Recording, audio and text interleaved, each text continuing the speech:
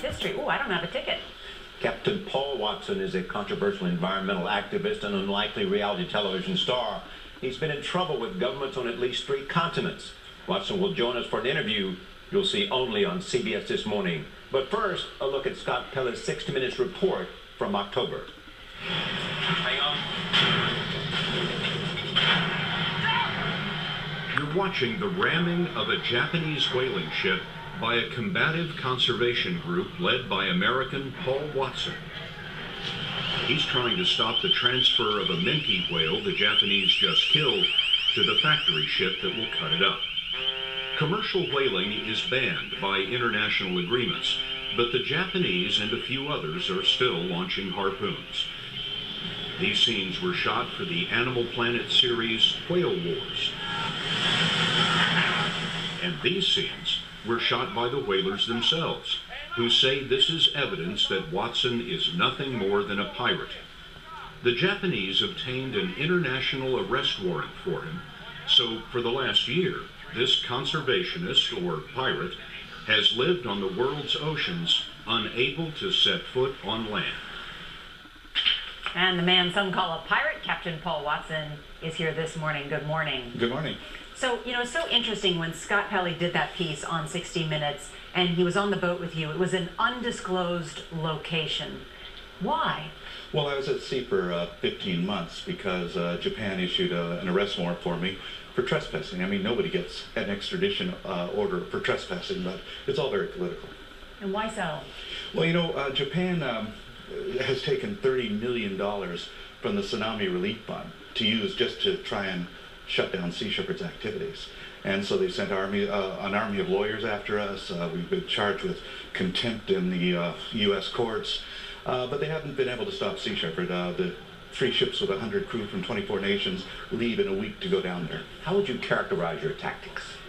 As enforcing international conservation law. And people who say they're too aggressive, too violent, and too risky, you say? They've destroyed one of our ships, injured our crew, and they kill whales. So if you're talking about violence, it's the whalers who are violent. We have never injured anybody. Are you winning? Oh, yes, we are. Last year, they only took 9% of the quota. The year before that, 17%. And so Sea Shepherd has been able to effectively shut down their illegal whaling operations in the Southern Ocean. Japan is by and far and large the biggest culprit. Yes, it is. It's the primary culprit, and they're targeting endangered whales in an internationally established whale sanctuary in violation of a global moratorium on whaling, and they're in contempt of the Australian federal court. And why do they want these whales?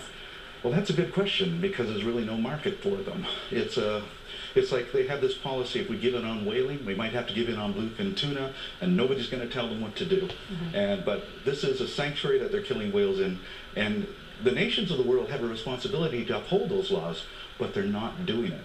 And because of that, non-government organizations have to do it for them. Why aren't they upholding the law? It's not in their economic or political interest to do so.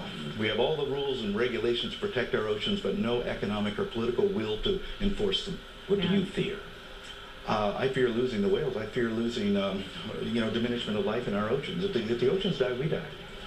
This is such a fascinating story because I don't think people have a good sense of what's going on in our oceans. And I recently learned that the largest fish market in the world is in Japan. Even stuff that's caught off Nantucket, a tuna, is flown to Japan, sold in Japan, and then sometimes flown back to the United States. How much is going on in terms of overfishing and what's happening? A lot. I call it the economics of extinction. There's money to be made by driving species into extinction because as the numbers go down, the value of the fish goes up. One bluefin tuna is worth $75,000 right now, and the price is going up. When there's no more, and the only ones left are in the warehouses in Japan, they'll be priceless. If an American president or an American administration wanted to stop the Japanese, could they? Yes, all they have to do is enforce U.S. Department of Commerce regulations against Japan and Iceland, but they choose not to do so. Thank you, Paul. Really interesting. Thank you, Paul.